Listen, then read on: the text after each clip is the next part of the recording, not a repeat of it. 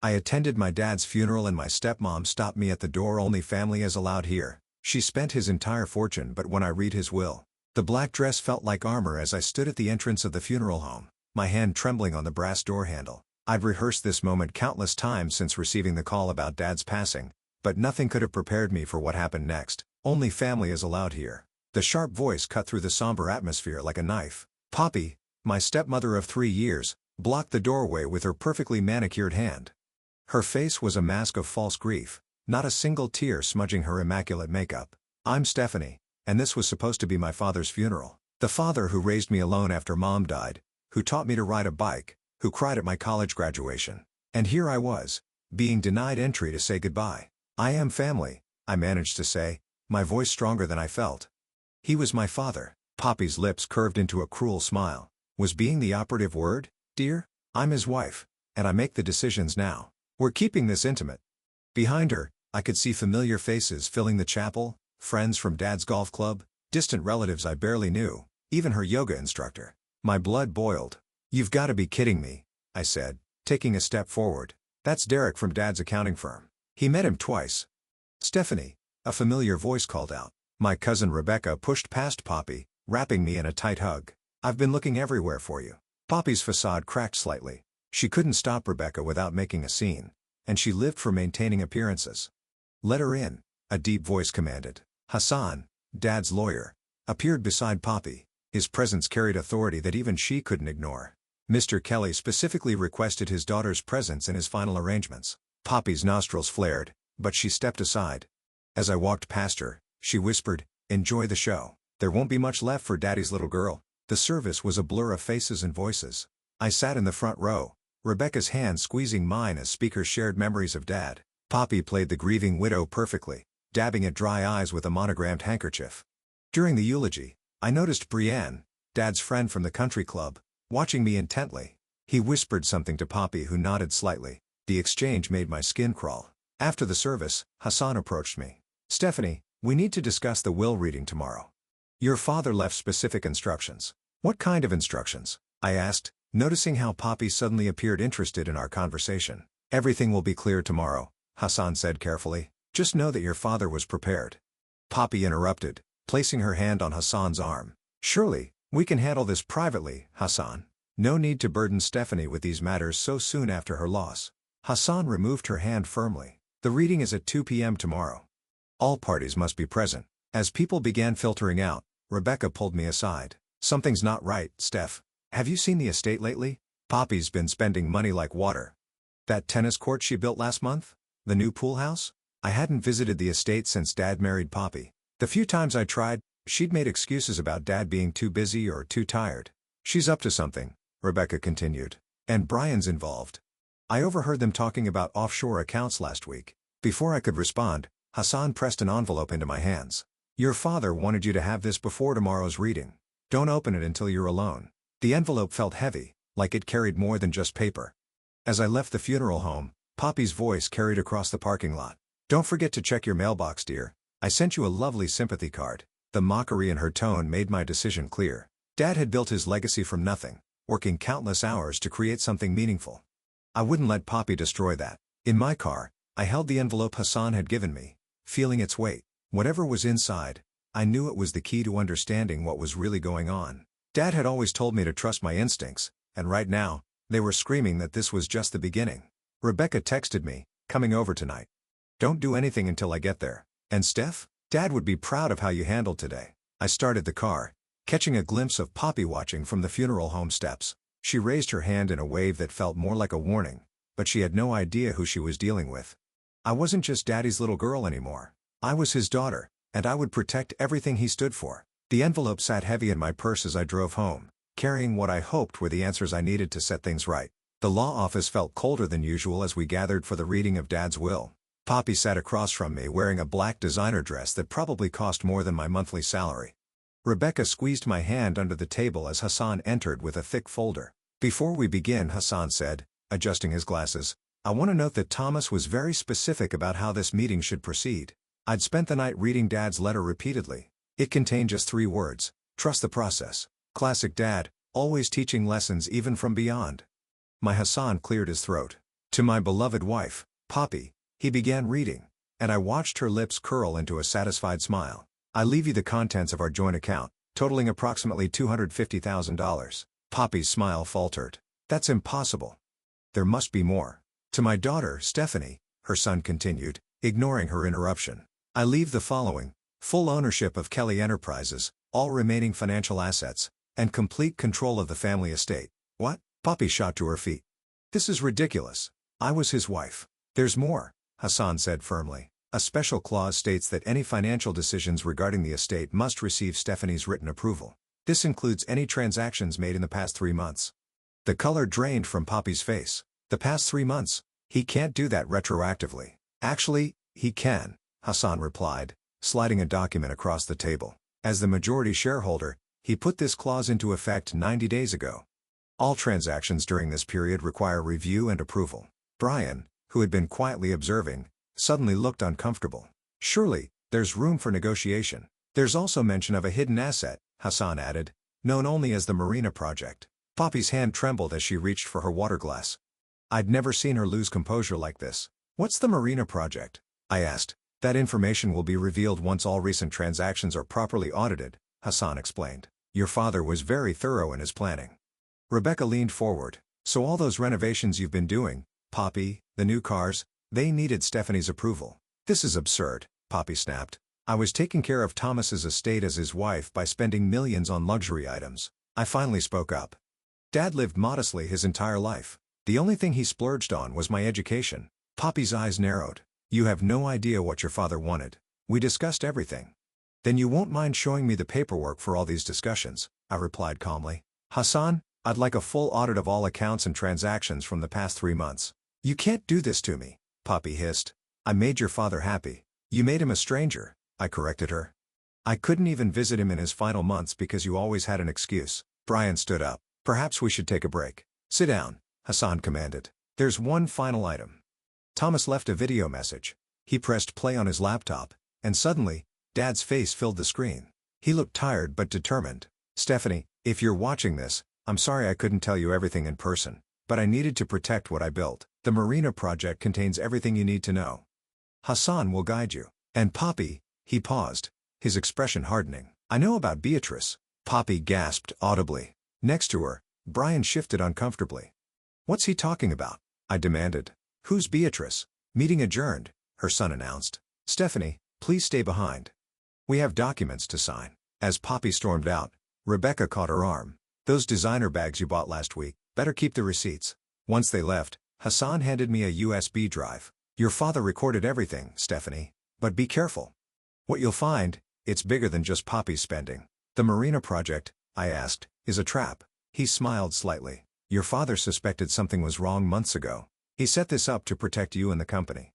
Rebecca, who had stayed behind, pulled out her phone. You should see this, Steph. Poppy's sister, Beatrice, just posted about her new vacation home. Guess who paid for it? I took the USB drive, feeling its weight in my palm. Dad always said the truth comes with receipts. Be careful, Hassan warned. Poppy won't go down without a fight. As we left the office, I noticed Brian making a heated phone call in the parking lot. He turned away when he saw me, but I caught 2 words. She knows. Rebecca linked her arm through mine. Ready to dive into that USB drive? I nodded, thinking of Dad's words. Trust the process.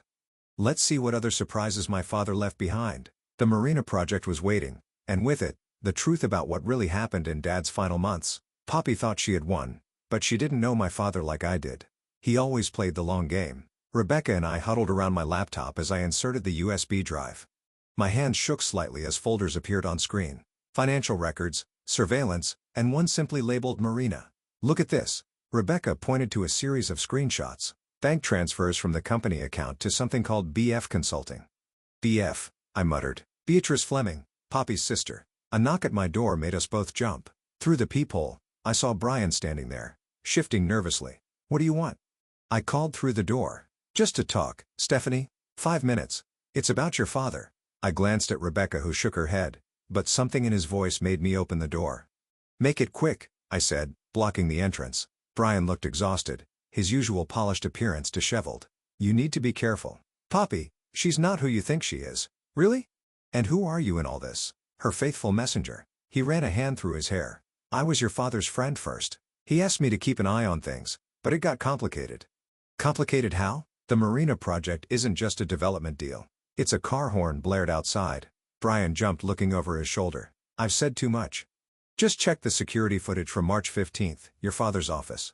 Before I could respond, he hurried away. Through the window, I watched him climb into a black SUV where someone waited in the driver's seat. Well, that was weird, Rebecca said, already searching for the March 15th footage. The video showed Dad's office at night.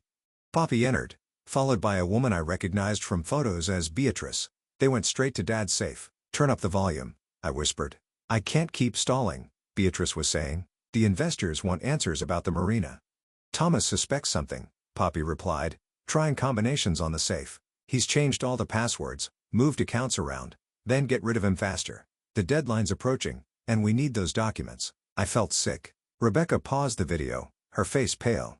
Steph, the date on this, it's 2 weeks before your dad's heart attack. My phone buzzed. A text from Hassan. Found something. Meet me at the office.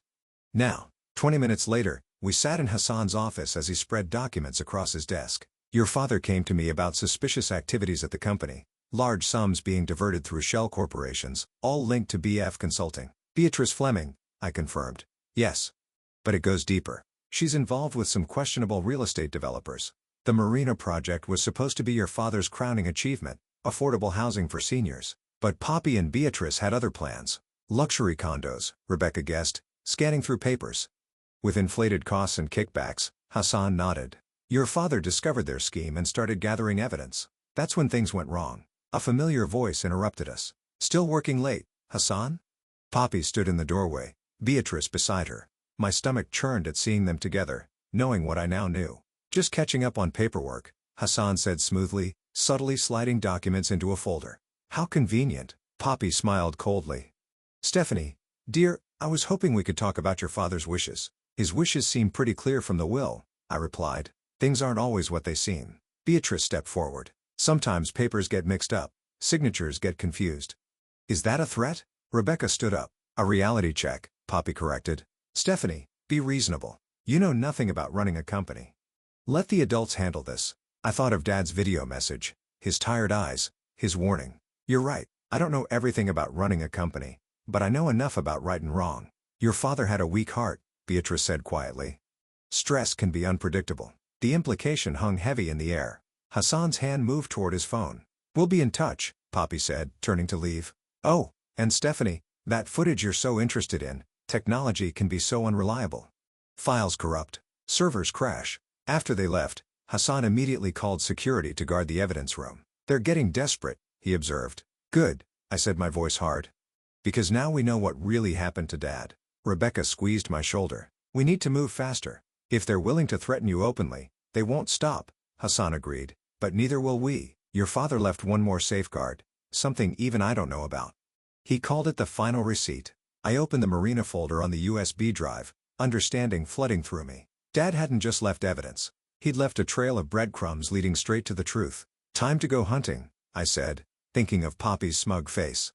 The woman who thought she'd won everything was about to lose it all. The Marina Project files revealed a web of deception that made my blood boil. Fake contracts, inflated costs, and a trail of money leading to offshore accounts. But it was the last document that stopped me cold. A medical report from Dad's personal physician dated 3 days before his death. No signs of heart disease. I read aloud to Rebecca. Perfect health for his age. My phone rang. Poppy's name flashed on the screen. What do you want? I answered. Dinner tonight. Just us girls. Her voice dripped. Honey, the estate at 7. There are things you should know about your father. Rebecca shook her head frantically. But I already knew my answer. I'll be there. Are you crazy? Rebecca exploded after I hung up. After what we just found? I'm wearing a wire, I said. Hassan arranged it. We need her to talk. The estate looked different as I drove up. Colder somehow. Poppy answered the door in a silk robe, champagne glass in hand. Stephanie darling, come in. Beatrice is joining us. Of course she was. They led me to the dining room where Dad's favorite vintage wines were laid out like props in their performance. Your father, Poppy began pouring wine I didn't touch, was a complicated man. Really? He seemed pretty straightforward to me. Beatrice laughed softly. Oh honey, you didn't know him like we did. You mean you didn't know him at all? I countered. Tell me about BF Consulting. The sisters exchanged glances. A legitimate business venture, Beatrice said carefully. Like the Marina project, those fake contracts must have taken ages to forge. Poppy's glass froze halfway to her lips. Careful, dear. Some things are better left buried, like Dad's medical records, the one showing no heart problems. The temperature in the room seemed to drop. Beatrice's smile became fixed. You're in over your head, Poppy said quietly. Walk away now. Take a generous settlement. Live your life. Or what? I'll have a convenient accident? Things happen. Beatrice shrugged. Companies fail. Files disappear. People disappear. I stood up slowly. Is that what happened to Dad? Did he disappear when he found out what you were doing? Your father was weak, Poppy spat, mask finally slipping. He wanted to throw away everything we'd built because of his precious conscience. You mean everything he built while you were planning to steal it? Steal? Beatrice laughed. We improved it. Those luxury condos would have made millions more than his ridiculous affordable housing plan. And the kickbacks from the developers? I pressed. The money laundering through BF Consulting? Enough. Poppy slammed her hand on the table. You want to play hardball? Fine. Check your email tomorrow. Those photos of you and that married professor in college might interest the board. I smiled. Blackmail? Really? I was 20, and he was my thesis advisor. Nothing happened. But this conversation, very interesting. I pulled out my phone, stopping the recording app. Their faces went pale. You little Beatrice lunged for the phone. It's already uploaded, I said, stepping back. And those medical records, copies are with 3 different lawyers. Get out, Poppy whispered. Get out of my house. Your house? I looked around the familiar walls. The will says different. You have until tomorrow to pack. As I turned to leave, Poppy called out, you have no idea what you're doing. The Marina project has powerful investors. They won't let you ruin this. Watch me. Outside, Rebecca was waiting in her car. Did you get it? I nodded, hands shaking now that it was over. They practically confessed, but they mentioned investors, powerful ones. Hassan called while you were inside. He found something in the company servers. Someone deleted files right after your dad died, but he recovered them. My phone buzzed with a text from Brian. Need to meet. It's about the investors. Your father left something else. Can we trust him? Rebecca asked. Another text came through, this time from an unknown number. Back off or the next heart attack won't be faked. I showed Rebecca the threat. They're scared. Good. Steph, this is serious. Maybe we should know. I cut her off. Dad died trying to stop them. I won't let them win. As we drove away, I saw Poppy watching from the window, phone to her ear. She was calling someone, probably the mysterious investors. Let 'em come. Dad had taught me well. Always keep receipts, always have a backup plan, and never show your full hand until the final play. The real game was just beginning. The coffee shop was nearly empty when Brienne slid into the booth across from me. Rebecca sat at a nearby table pretending to work on her laptop while keeping watch. You're taking a huge risk meeting me, he said, glancing nervously over his shoulder. Talk fast, I replied, recording on my phone under the table. The investors, they're not just developers. They're connected to some serious people. Your father found out they were using the Marina project to launder money. And you know this how? He pulled out a thumb drive. Because I helped him gather evidence.